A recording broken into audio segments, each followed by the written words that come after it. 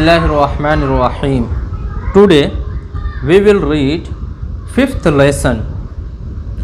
Today's chapter name Morals and Manners means akhlaq. A Muslim child is the best.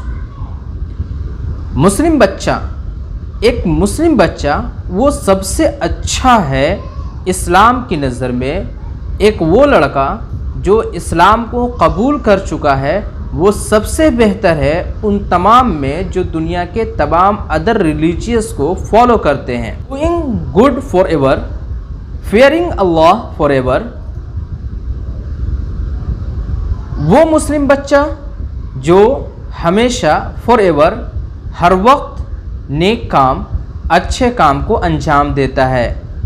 Fairing Allah for ever, और हमेशा अल्लाह का खौफ अपने दिल में रखता है।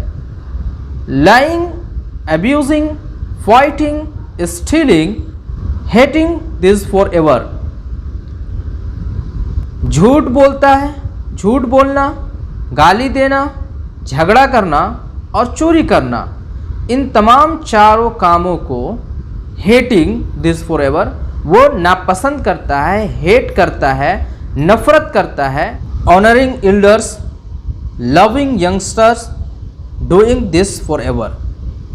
बड़ों को रिस्पेक्ट करता है, बच्चों से प्यार करता है और हमेशा इन कामों को करते रहता है।